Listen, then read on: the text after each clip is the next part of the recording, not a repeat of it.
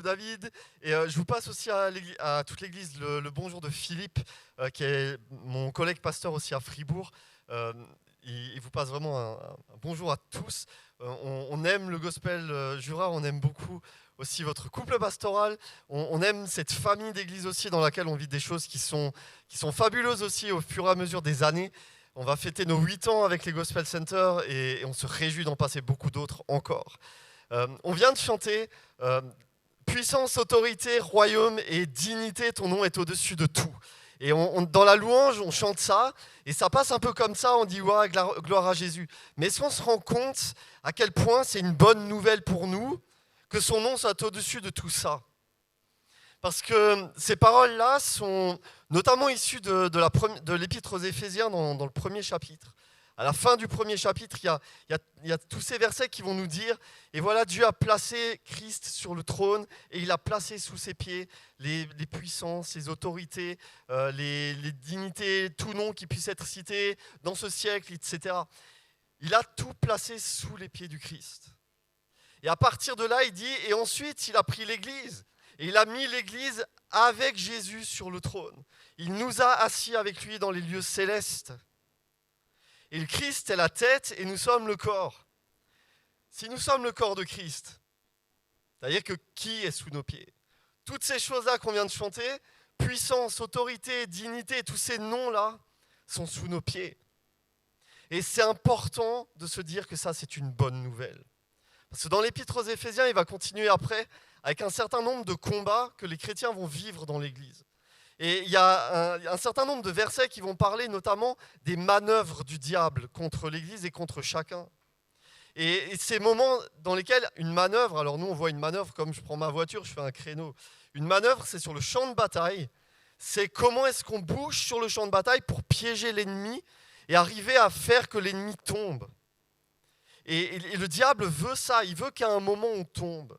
Et pour ça, il a plusieurs types de stratégies. Et l'Épître aux Éphésiens nous donne une autre bonne nouvelle. Elle dit, mais vous n'avez pas à lutter contre la chair et le sang, vous n'avez pas à lutter contre des gens. Vous avez à lutter contre ces noms qui sont sous vos pieds. Sous-entendu, la victoire est prise, elle est déjà gagnée par Christ. Tout est déjà soumis, mais à un moment, il faut pouvoir discerner où sont ces manœuvres du diable et pouvoir leur dire, là, tu n'as pas ta place. Et c'est de ça que j'aimerais parler ce soir, parce qu'il y a quelques stratégies de l'ennemi, certains esprits qui se lèvent non seulement contre les églises, mais contre nous aussi individuellement. Et j'aimerais pouvoir parler de ça, vous donner quelques clés pour les discerner sur vos vies, qu'on puisse les discerner sur nos églises et qu'on puisse arrêter d'être piégés constamment par les mêmes choses. Il y a notamment 3 types d'esprits, on va dire des esprits, alors ça ne veut pas dire que c'est un démon qui vient comme ça contre vous tout seul, mais 3 types d'esprits qui sont là et qui agissent contre l'Église avec des plans qui sont impitoyables. Et le premier, d'abord j'aimerais lire peut-être dans Luc 22, versets 31-32. Le Seigneur dit, Jésus disait à ses disciples, « Simon, Simon, Satan vous a réclamé pour vous cribler comme le blé. Mais moi j'ai prié pour toi, afin que ta foi ne défaille pas. Et toi, quand tu seras revenu, affermis tes frères. » Simon, Simon, Satan vous a réclamé pour vous cribler comme le blé. Je ne sais pas si on voit cette image-là, cribler, quand on crible le blé. Alors le blé, les graines sont dans leur petite opercule. Puis on vient et on frappe dessus pour que les grains de blé sortent de leur petite enveloppe. Si l'Église est un grain de blé, et que Satan, en fait, nous a réclamé pour nous frapper l'Église et nous en faire sortir. Et il est là, il frappe sur le blé, et on essaie de s'accrocher dedans, et à un moment, ça tombe. C'est impressionnant de voir, en fait, Jésus, il dit, j'ai prié pour vous. Pour chacun d'entre vous, j'ai prié pour chaque grain de blé qui est là. Qu'on puisse rester accroché au cep, que le raisin ne tombe pas de la vigne, en fait, ces grains-là qui sont là restent accrochés fermement, que la moisson de Dieu ne soit pas perdue parce que Satan l'a frappée pour qu'elle aille ailleurs. Et ça doit nous rassurer, c'est une bonne nouvelle. Et quand on voit parfois, on a tendance parfois à se plaindre de comment l'ennemi nous attaque. Mais Jésus vient et dit, mais moi j'ai que des bonnes nouvelles pour vous. J'ai vaincu, je suis mort pour vous, je vous ai sauvé, je vous ai donné des armes, j'ai désarmé l'ennemi. Donc on se retrouve dans quelque chose de très différent. Avant la croix, l'ennemi était armé et les gens étaient désarmés. Aujourd'hui, nous sommes armés et l'ennemi est désarmé. Et on peut donc faire face à cet ennemi-là avec une forme de sérénité. Ça ne veut pas dire que c'est tous les jours facile. Mais Jésus a prié pour nous. Et le premier esprit, c'est un esprit qu'on trouve, alors j'ai parlé de Goliath un petit peu, en tant qu'esprit d'intimidation. Parce que, notamment quand on est jeune dans la foi, Satan vient nous intimider, notamment sur notre choix d'avoir choisi Jésus. Et il va essayer de nous intimider de plein de manières différentes. Et j'aime beaucoup voir comment le roi David, qui n'était pas roi à ce moment-là, il était un simple berger, va venir et va discerner cet esprit-là et le combattre. Il est dit dans 1 Samuel 17, versets 8 à 11 et versets 45-47. Goliath s'arrêta et s'adressant aux soldats israélites qui étaient rangés en ordre de bataille, il leur cria « Pourquoi êtes-vous sortis en ordre de bataille? Ne suis-je pas un Philistin et vous des esclaves du roi Saül? Choisissez un homme et qu'il descende contre moi. S'il est capable de se battre avec moi et qu'il me tue, nous vous serons soumis. Mais si je l'emporte sur lui et que je le tue, vous nous serez soumis et vous nous servirez. » Le Philistin ajouta « Je jette aujourd'hui un défi à l'armée d'Israël. Donnez-moi un homme et nous nous battrons ensemble. » En entendant les paroles du Philistin, Saül et tout Israël furent remplis de peur et ils furent profondément ébranlés. Plus loin, David dit aux Philistins « Tu viens contre moi avec l'épée, la lance et le javelot. Moi, je viens contre toi au nom de l'Éternel des armées, du Dieu des troupes d'Israël que tu as défié aujourd'hui. Aujourd'hui même, l'Éternel te livrera dans mes mains. Je t'abattrai, je te couperai la tête. Aujourd'hui même, je donnerai les cadavres de l'armée philistine aux oiseaux du ciel et aux bêtes sauvages de la terre. Toute la terre saura qu'Israël a un Dieu, et toute cette assemblée saura que ce n'est ni par l'épée ni par la lance que l'Éternel sauve, car la victoire appartient à l'Éternel, et il vous livre entre nos mains. » Je parlais juste avant de l'épi de blé, où Satan veut cribler pour sortir les grains. Et quel est le premier reproche que Goliath fait à l'armée? Vous êtes venus comme un seul corps. Bien, sortez de ce corps un de vos grains et je me battrai contre un grain. Vous voyez? Satan vous a réclamé pour vous cribler. Et il y a cette vérité-là dans la parole, Satan n'aime pas se battre contre un corps. Il n'aime pas se battre contre une église. Il n'aime pas se battre contre un peuple qui est uni et qui est fort. Juste avant cet épisode, il s'est passé quoi? Vous avez le prince Jonathan qui, quand il voyait comment son père se comportait, comment les Israélites étaient cachés dans des trous, etc., Israël n'avait pas d'armes à ce moment-là parce que les Philistins les avaient privés de leurs armes. Et donc le roi Saül se cachait dans des grottes avec son armée. Ils n'osaient pas aller se battre contre une armée qui était équipée.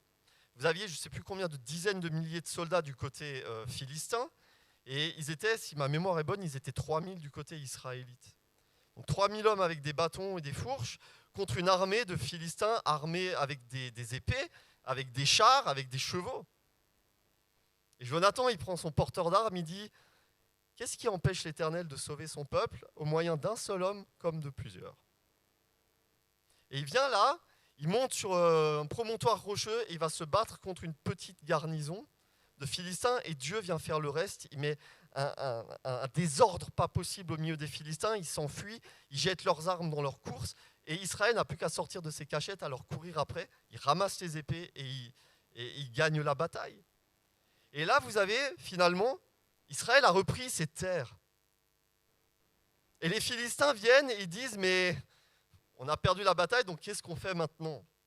Comment est-ce qu'on peut les atteindre? Puisqu'on n'arrive pas à les battre comme une armée, envoyons notre soldat le plus fort, envoyons cet esprit de Goliath là, divisons-les, prenons-en un seul et faisons croire à tous les autres qui seront nos esclaves. Vous voyez la douille qu'il y a là derrière? Comment ils ne se sentent pas arnaqués là? Goliath, il a fui comme les autres devant Jonathan. Ça, on a tendance à l'oublier, on a l'impression, Satan il envoie un géant et puis on le voit pour la première fois. Il était là déjà dans l'armée. C'est-à-dire que vous avez un Goliath qui a fui, qui a pris ses jambes à son cou et qui a couru dans son pays avant de revenir en disant maintenant je vais me battre, mais pas contre une armée, je vais me battre contre un homme. Parce que moi qui suis un géant, contre un seul de leurs hommes, là j'ai des chances. Et David vient et il reconnaît cet esprit-là. Il lui dit mais c'est pas possible. Comment tu crois qu'avec ton cœur tout seul d'homme, tu vas te battre contre un truc aussi grand, aussi fort? Et c'est des questions parfois il faut qu'on se pose. Quand on voit l'ennemi qui vient dans nos vies et qui vient essayer de nous impressionner avec ses tours de passe-passe. On fait partie d'une église, on fait partie d'une assemblée, on a des frères et des sœurs. Et alors pendant tout un trimestre avec Philippe, on a parlé de comment est-ce que je passe de je à nous dans l'église. Et c'est exactement là ce qui se pose ici. C'est pourquoi est-ce que je me laisse intimider moi tout seul au milieu de tous les autres qui se laissent intimider tout seul, au lieu de dire mais en fait on est un corps, et si on y allait tous comme un seul homme, si on y allait comme le corps de Christ, tu veux te battre contre un homme, bats-toi contre le corps de Christ, mais pas juste contre moi. Il y a un moment où l'ennemi, il faut pouvoir lui dire j'ai une assemblée qui est derrière moi, j'ai des gens qui prient avec moi, j'ai des frères et des sœurs qui me soutiennent, j'ai des gens qui sont là et qui sont prêts à se battre à mes côtés. Je ne viendrai pas seul contre toi. C'est un mensonge de croire qu'on doit faire face seul à ses problèmes. Et c'est un mensonge que l'ennemi essaie de mettre sur nos vies parce qu'il sait que comme ça, en nous séparant du groupe, on devient quelque part, on devient la gazelle un petit peu à l'écart du troupeau sur lequel le lion peut sauter. L'Église est un corps et Goliath ne veut se battre que contre un seul de ses membres. Est-ce que ça vous viendrait à l'idée de dire j'envoie ma main à la guerre mais pas le reste de mon corps? Puisque c'est ma main qui tient l'épée, c'est elle que j'envoie toute seule. Mais moi je reste tranquille dans mon canapé à la maison. À quel moment on se dit ça? Et Jésus compare l'Église à un corps. Paul compare l'Église à un corps. Il dit il y a des mains, il y a des pieds, il y a des ventres, il y a des gens qui sont des yeux, il y en a qui sont des oreilles. Et tout ça forme un corps, une unité. Il y en a qui rigolent quand je dis il y a des gens qui sont un ventre. Oui, il y en a qui sont un ventre plus que d'autres. Mais tout ça forme une unité qui est là. Et cette unité, elle est importante. On n'est pas tous les mêmes, on n'a pas tous les mêmes fonctions, mais on fonctionne tous ensemble. Et c'est une des choses que j'aime d'ailleurs dans les Gospel Centers, c'est cette notion-là d'église apostolique et d'équipe de ministère.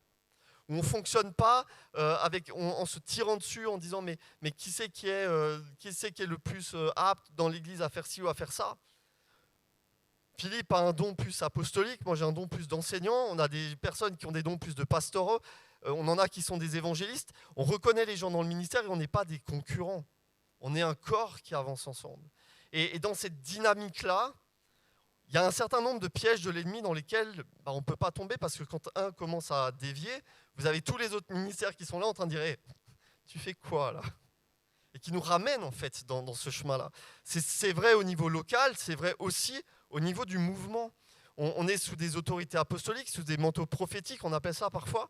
Et on est là, on se soutient entre pasteurs, on a des réunions dans lesquelles on prie les uns pour les autres. Et c'est important de pouvoir avoir d'autres autorités, d'autres personnes, d'être soumis les uns aux autres, d'avancer les uns avec les autres, une église avec l'autre et de dire on fait corps. L'église est un corps. Et quand on fait face à un esprit d'intimidation, rappelons-nous et rappelons-lui qu'on a une église avec nous. Rappelons-lui qu'on n'est pas seul. Dans l'église, en avançant avec les autres, tu te rends compte à quel point l'intimidation du diable n'a aucun effet sur toi. Ce qui est très intéressant, c'est de voir comment Dieu va choisir de vaincre Goliath. Comment est-ce qu'il fait? Il va choisir qui? Il va choisir un berger qui a l'habitude de s'occuper d'un troupeau. Il va choisir un berger qui a l'habitude d'être là avec ses brebis. Et c'est parfois l'image qu'on a dans la Bible, on voit le berger, le pasteur, comme celui qui porte une brebis sur ses épaules et qui avance avec la brebis blessée. Mais ce n'est pas le seul rôle du pasteur, ce n'est pas le seul rôle du berger. Le berger avance avec un troupeau.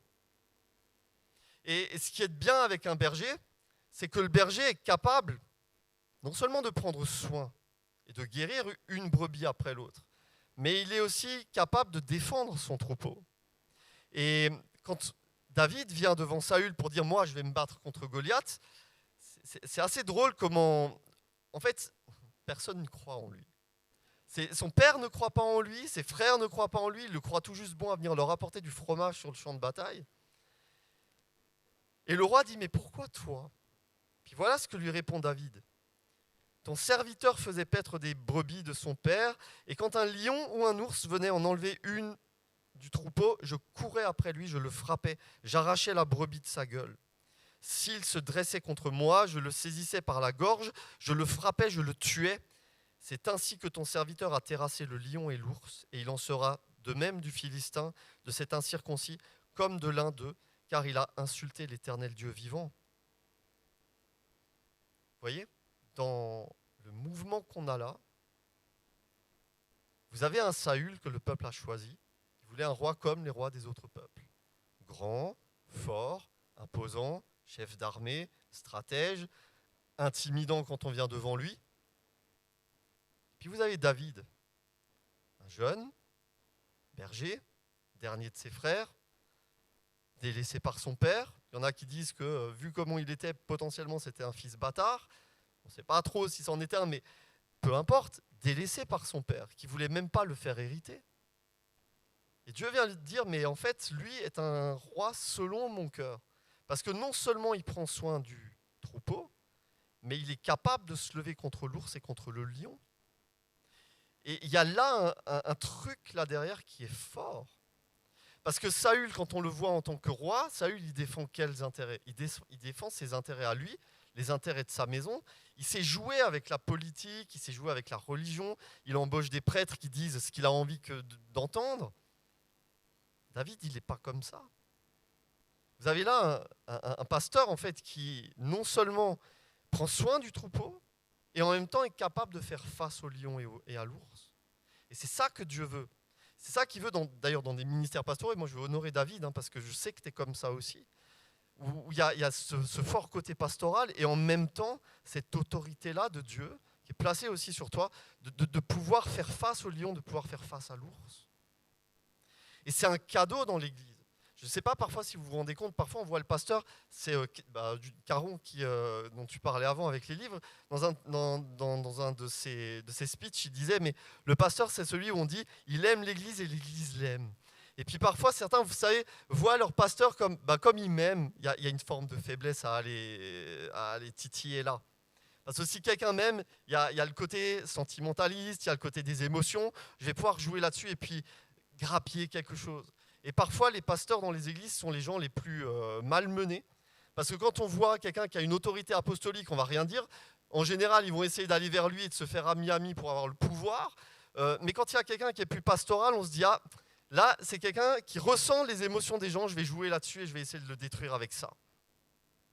Ça ne marche pas. Parce que quand vous vous retrouvez devant un pasteur qui sait faire face au lion et à l'ours, parce qu'il a l'autorité de Dieu pour le faire, ça devient compliqué. Et c'est ce qui se passe contre Goliath ici. Vous avez ce berger qui sort quelque part par là, qui dit « Moi, j'y vais parce qu'il a insulté l'Éternel. » Et en tant que fils de Dieu, j'ai cette autorité de pouvoir le défier et de pouvoir le vaincre. Et il va le vaincre. Et c'est là que, finalement, quand on a passé cette étape-là de l'intimidation, Satan va changer de stratégie.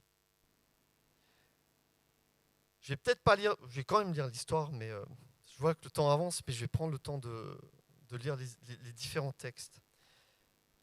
On arrive sur un deuxième esprit qui vient et qui est un peu plus insidieux, qui prend un peu plus de temps et un peu plus de technique pour venir nous avoir quelque part dans le cœur.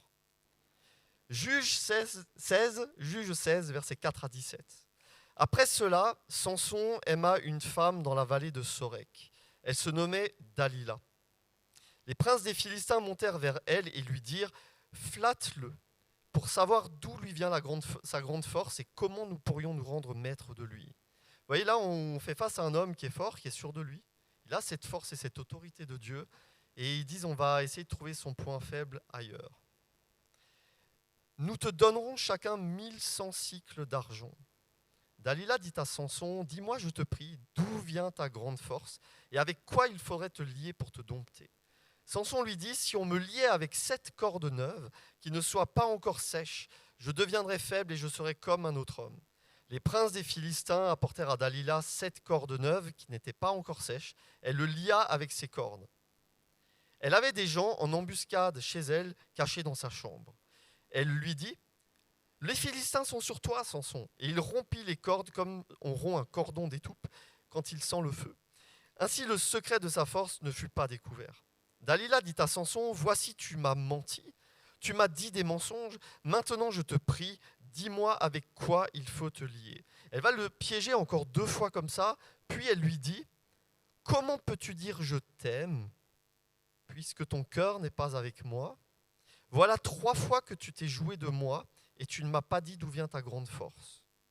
Comme elle était tous les jours auprès de lui à le tourmenter et à l'importuner, son âme en fut exaspérée jusqu'à la mort. Il lui ouvrit tout son cœur et lui dit, le rasoir n'a jamais passé sur ma tête, car je suis nazaréen de Dieu, dès le ventre de ma mère. Si j'étais rasé, ma force m'abandonnerait, je deviendrais faible, je serais comme n'importe quel homme. Il y a là quelque chose de fort. Vous avez cet esprit de Dalila, un esprit de séduction.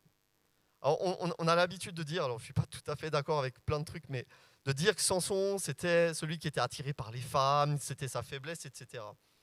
Je ne vais pas rentrer dans les détails, mais la Philistine avec qui il s'est marié, le père de cette Philistine a retiré sa fille du mariage en disant le mariage n'a pas été consommé. Je la donne donc à ton meilleur ami qui est philistin. Il a été voir des prostituées, on dit. Il était chez les prostituées, tout ça. Oui, exactement comme ça s'est fait du temps de Josué. Il a emmené les portes de la ville. Il les a emmenées jusque dans le territoire d'Israël pour dire aux Israélites, regardez, la ville est ouverte, vous pouvez aller la conquérir. Comme ça s'est fait à Jéricho. Vous avez plein d'exemples comme ça sur lesquels on se méprend un peu. Et chaque fois, il est dit, l'Esprit de l'Éternel était sur lui. Et on a tendance à voir Samson comme un homme faible. Mais sa faiblesse a été de tomber amoureux d'une femme. Dalila est un prénom juif et la ville de Sorek était à la frontière entre Israël et le territoire philistin. Et vous avez des Philistins qui viennent payer une juive alors ils sont 12 princes, ils donnent chacun 1100 cycles, donc ça fait plusieurs millions d'euros, plusieurs millions de francs actuels, pour payer une femme pour qu'elle livre un homme. Et elle va le séduire. Et alors il y a une chose que j'aime bien ici, c'est que où sont cachés les soldats? Ils sont cachés dans la chambre à coucher de Dalila. Ils savaient que c'était l'endroit où ils rentreraient sans doute pas. Et donc elle attend d'avoir trouvé son point faible pour leur dire sortez de la chambre et venez le prendre. Vous voyez la perversité qu'il y a là derrière? Vous avez un homme, et en fait à travers tout ça, on a nous l'impression que en fait Samson est un homme faible. Mais il lui a fallu des semaines pour trouver le point faible de Samson. Et son point faible, c'était pas des cochonneries qu'il fait avec les femmes. Son point faible, c'est qu'il était tellement exaspéré par cette femme qu'il aimait qu'il a fini par dire où était sa faiblesse. Et sa faiblesse, c'était pas n'importe quoi. C'est de dire je suis consacré à Dieu, et si tu m'enlèves ce symbole de ma consécration à Dieu, alors je redeviens comme n'importe qui. Et ça c'est un truc aussi, l'ennemi parfois nous exaspère à travers des gens qu'on aime, à travers des gens qui ont une forte influence aussi sur notre vie, jusqu'à ce qu'on leur dise où est finalement le petit point faible dans notre relation avec Dieu. À partir de là, il ouvre son cœur et lui dit « Ok, je t'aime, je vais te dire, maintenant je te le dis. Voilà où est mon cœur. Il est à Dieu et c'est pour ça que je suis naziréen. Le naziréen, c'est celui qui est consacré à Dieu dès sa naissance. Depuis ma naissance, j'étais consacré à Dieu. Et si on m'enlève ça, je vais devenir comme n'importe qui. » Évidemment, dans l'Église, si on t'enlève ce côté depuis ta nouvelle naissance, tu es consacré à Jésus. Mais si on vient t'enlever ça, il te reste quoi comme bouclier? Vous voyez? Et en fait, Satan vient chercher comme ça, au fond de nous, qu'est-ce qu'il peut y avoir là pour te séparer en fait du Dieu à qui tu appartiens? Et à partir du moment où tu n'es plus comme un chrétien fort qui porte le nom de Jésus sur lui, là on vient et on t'attaque. Un esprit de séduction. Et quand on arrive à passer cet esprit-là, il y a des chrétiens qui sont, non seulement, ils ne se laissent pas intimider, mais ils ne se laissent pas séduire. Gloire à Dieu. Alors là, Satan passe à la troisième manœuvre. On n'a pas réussi avec ces deux trucs-là, on va y aller avec quelque chose d'autre. Et on trouve cette histoire dans Marc 6, versets 17 à 28, où vous avez un épisode lunaire dans la Bible. Vous avez Hérodias, qui est la maîtresse du roi Hérode. Et Hérodias a une fille. Puis à un moment, Jean-Baptiste arrive et dénonce l'union malsaine qu'il y a là entre Hérodias et Hérode. Et Hérodias se déteste pour ça. Et elle dit, j'ai envie de le voir mourir.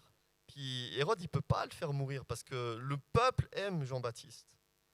C'est un prophète qui est puissant au milieu d'Israël à ce moment-là. Et elle va avoir un truc, elle va dire, hein, j'ai une fille, elle s'appelle Salomé, elle est belle. Je vais séduire mon amant avec ma fille. Et elle va demander à sa fille de venir à un moment où le roi a bien bu, de danser pour lui et de le séduire. Et elle va mettre sa fille dans le lit de son amant. Et une fois qu'il a fait ça, il dit, qu'est-ce que je peux t'offrir? Et là, elle lui dit, offre-moi la tête de Jean-Baptiste. Et Hérode est piégé avec ça. Et il est obligé de lui offrir la tête du prophète. Parce qu'il a fait une promesse, je te donnerai telle et telle chose. Et donc vous avez là, parce qu'un homme a osé se lever et dire la vérité, parce qu'un homme a osé prêcher la vérité, vous avez là ces deux femmes qui viennent, alors qui sont des images, ce n'est pas une histoire d'hommes et de femmes, mais c'est cette mère et cette fille qui viennent et qui disent, on va couper la tête de cet homme pour qu'il ne puisse plus parler. Et donc on arrive là dans ce troisième esprit qui est un esprit de persécution. Puisque je n'ai pas réussi à t'intimider et à te faire taire, puisque je n'ai pas réussi à te séduire, je vais t'éradiquer. Et Jean-Baptiste dénonce publiquement le péché d'Hérodias, et Jean-Baptiste va le payer de sa vie. On peut se dire, Dieu est injuste d'avoir laissé mourir son prophète, mais il y avait un plan de Dieu là derrière aussi qui était grand, et Jean-Baptiste était un grand prophète. Jésus dit c'est le plus grand des prophètes. Beaucoup de prophètes ont été persécutés parce qu'ils ont osé dire les vérités de Dieu.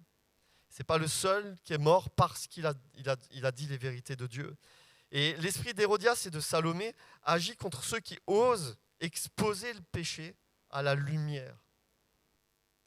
Et c'est important de pouvoir voir aussi parfois cet esprit, que ce soit dans nos vies, que ce soit dans les églises, parce que Satan est appelé l'accusateur.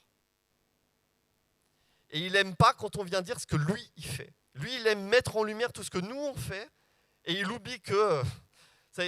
J'en parlais l'autre jour, j'étais à la Côte la semaine dernière, et j'en parlais de ça.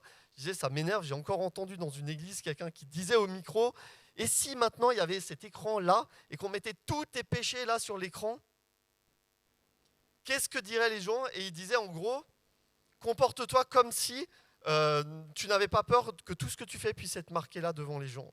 Et j'avais envie de me lever et de lui dire, mais quand on sera au ciel au jugement dernier, sur cet écran, il y aura marqué quoi? Il y aura écrit exactement ça.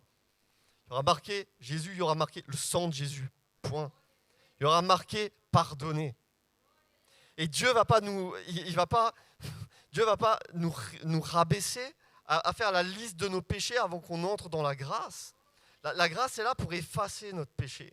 Et Satan aime nous accuser là-dessus. Mais quand nous, on vient et qu'on ose dire, voilà ce que Satan fait, ça, il n'aime pas. Parce que Dieu, en tant que juge, il sait, Satan, que ce qui l'attend au jugement final, lui, c'est une exposition de ce qu'il a fait et une destruction de ce qu'il a fait. Et donc, quand on vient dans la vérité, et qu'on vient poser cette vérité de Dieu et dénoncer... Alors, on ne se bat pas contre la chair et le sang, je rappelle. C'est pas contre des hommes qu'on vient dire t'as fait ça, t'as fait ça, t'as fait ça. Ça se fait dans la dignité, dans l'amour, dans la grâce. Mais quand Satan fait des choses, on doit pouvoir dire maintenant j'expose la manœuvre de Satan en pleine lumière. Il se trouve que ces deux femmes, avec ce qu'elles faisaient, c'était la maîtresse d'un roi, du roi d'Israël. C'est pas n'importe qui, c'est pas juste un mari qui a trompé sa femme quelque part par là. C'est celui qui règne sur le peuple. C'est-à-dire ce qu'il fait lui au niveau politique, au niveau de sa vie personnelle, a un impact sur tout son peuple. Et donc, Jean-Baptiste vient dénoncer ça. Il vient de mettre cette vérité-là. Et il se fait couper la tête pour ce côté-là. Et vous savez, quand ces trois esprits-là s'attaquent à l'Église, ça porte un nom. Il y a l'intimidation, il y a la séduction, et il y a l'oppression, la persécution. Et c'est ce qu'on appelle un esprit de Jézabel. Peut-être vous avez déjà entendu ce nom-là. C'est peut-être quelque chose, je ne sais pas si vous avez eu déjà peut-être des enseignements là-dessus. Mais vous avez là des puissances, en fait, qui s'opposent à l'Église, qui s'opposent au royaume. Et j'aime la façon dont Dieu, en fait, vient couper la tête de Jézabel. Vous avez un prophète, Élie, qui est là, qui combat avec elle. Il va combattre tous les prêtres qu'elle avait mis en place, les prêtres de Baal.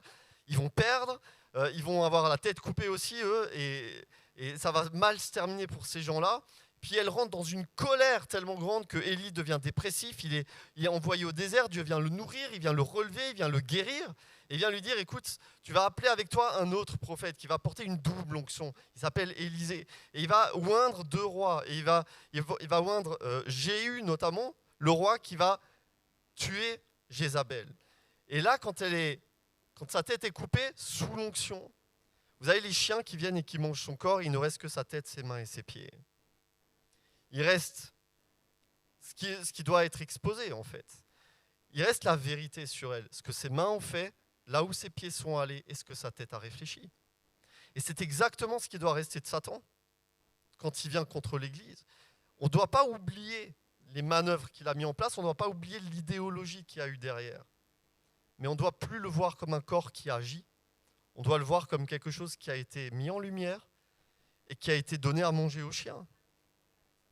C'est difficile ce que je suis en train de dire, parce que parfois on met des visages de gens derrière. Il ne faut pas mettre des visages de gens derrière ça. C'est ce que vous êtes en train de faire, arrêtez tout de suite. La grâce est sur les gens, mais sur Satan, il y a quelque chose de ça. Il y a une destruction des œuvres du diable.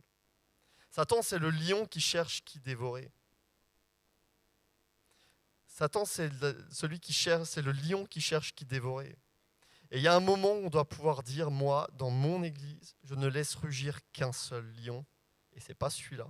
C'est le lion de Juda, c'est Jésus qui vient et qui rugit pour son église et qui se bat pour son église. J'ai prié pour vous afin que votre foi ne défaille pas. Ces esprits s'attaquent régulièrement aux chrétiens, et cet esprit de Jézabel est un esprit qui n'a peur de rien. Mais c'est un esprit qui est sous nos pieds. Et peu importe à quel niveau il vient nous attaquer, peu importe si on est juste dans une forme d'oppression, si on est juste dans une forme de séduction, etc., on sait que tout ça est sous nos pieds. Et moi, je vous encourage, j'ai vraiment, quand je priais pour aujourd'hui, j'avais préparé un autre message, je me suis dit, il faut que je prêche ça, j'ai reçu de Dieu, je devrais prêcher ça. Et de vous dire, moi, je vous encourage en tant qu'Église à être un corps aussi face à ces choses-là. Et à se rendre compte aussi qu'en tant qu'Église, il y a un combat spirituel qui n'est pas seulement individuel, mais qui est un combat communautaire. On est un corps, agissons comme un seul corps. Agissons comme un corps qui est puissant, agissons comme un corps dans lequel on est non seulement soumis les uns aux autres, mais aussi les uns à côté des autres, les uns avec les autres. On est forts les uns avec les autres, on est armés, on a l'armure du chrétien. Éphésiens 6 termine avec ça, en disant, mais vous avez le casque du salut. En quoi le salut est une arme ? Parce que quand Satan veut accéder à nos pensées, on a ce casque du salut qui est là, on peut lui dire, j'ai été sauvé. Tu ne peux pas venir remettre ça en question. On a la cuirasse de la justice, parce que quand il veut nous atteindre dans notre cœur, on peut dire, mais ce n'est pas ta justice, ce n'est pas les flèches que tu m'envoies dans le cœur qui vont compter. C'est les paroles du juste juge qui vont être là. Et cette justice de Dieu est une justice qui prévaut sur ma vie. On a cette ceinture de la vérité. cette vérité qui porte le reste de l'armure. C'est la vérité du Christ, de ce qu'il a fait, de ce que je peux proclamer dans ma vie. On a ces sandales du zèle qui sont là, qui sont une arme aussi, qui nous permettent de courir sur le champ de bataille sans avoir mal aux pieds. Dans les voies que j'emprunte, Jésus me donne des chaussures pour marcher dessus. Il me donne des chaussures pour pouvoir courir sans avoir mal, sans être dérangé sur mon chemin. Il y a des cailloux sur la route, c'est pas grave, j'ai les sandales du zèle, ça me permet d'avancer. Il nous donne l'épée de la parole, l'épée qui est puissante parce qu'elle défait l'ennemi, c'est une arme offensive. Il nous donne le bouclier de la foi. Mais qui est notre bouclier ? Heureux l'homme dont l'Éternel est le bouclier, parce qu'il va arrêter les traits enflammés de l'ennemi. Et donc il y a là une bonne nouvelle. Et tout ça, tout le corps qui est dans cette armure, c'est l'Église. C'est nous. Je termine là-dessus. Dieu est bon et Dieu n'admettra jamais qu'on soit secoué au point que les grains s'enlèvent de l'épi. Parce qu'il ne veut pas qu'on puisse se retrouver seul face à l'ennemi. Il ne veut pas qu'on se retrouve seul sur les genoux de Dalila. Et il ne veut pas qu'on se retrouve avec la tête sur un plateau comme Jean-Baptiste. Et quand Dieu établit une église, quand il établit un ministère, quand il établit un appel, quand il établit des dons sur nos vies, l'ennemi n'a pas à venir couper ça. Il n'a pas à venir prendre les récoltes qui sont dans nos champs. Il n'a pas à venir s'emparer de ça. Et je termine avec ce verset. Dieu dit, et j'aime beaucoup ce verset, il dit que la bénédiction n'est suivie d'aucun chagrin. Et il faut arrêter de croire que parce que je vis de la bénédiction, forcément il y a Satan qui se cache quelque part et qui va vouloir me voler ça. Amen. Priez pour vous pour terminer, après je te rends le micro. Seigneur, moi j'aimerais te remercier pour cette église ici, te remercier pour ce Gospel Center Jura, te remercier Seigneur pour l'impact qu'ils ont dans cette ville. Je te remercie Seigneur parce que tu as mis un appel sur cette église, tu as donné des dons à beaucoup ici. Tu as mis dans cette église toutes les ressources qu'il y a besoin pour un réveil dans cette ville, dans cette région. Et je veux maintenant Seigneur te demander de protéger cette église, de protéger ce corps qui est là, de les protéger dans les choses qu'ils portent pour toi, dans la gloire qu'ils portent de toi et qu'ils sont amenés à faire vivre dans cette région. Je demande, Seigneur, vraiment que ta gloire se manifeste ici, que tu puisses donner le discernement aussi à ton Église de quelles sont les manœuvres du diable que le diable fait contre eux. Je prie, Seigneur, que les manœuvres du diable soient déjouées et qu'ici, Seigneur, on puisse voir ta gloire se manifester. Prie, Seigneur, pour un déversement de ton royaume dans ce lieu. Je prie pour un déversement de l'esprit, de l'onction dans ce lieu, pour un renouvellement aussi, Seigneur, de l'Église ici. Je te prie, Seigneur, pour que peut-être que des puissances spirituelles ont voulu prendre, tout ça au nom de Jésus soit rendu. Je prie, Seigneur, pour une bénédiction particulière, pour une faveur de ta part sur les personnes qui sont là. On te remercie, Seigneur. On peut acclamer Jésus pour ce qu'il fait, acclamer Jésus pour les promesses qu'il a. On veut te remercier, Seigneur, parce que tes promesses sont grandes, elles sont puissantes, elles sont vie. Merci parce que tes promesses viennent et apportent quelque chose dans cette région que les gens ici ont besoin de voir et qui se réjouissent de voir et d'entendre. Je te prie, Seigneur, pour que tu ouvres des portes aussi dans cette région pour l'évangile, que tu puisses convaincre beaucoup de cœurs aussi dans cette région. Amen. Amen. Soyez bénis. Amen.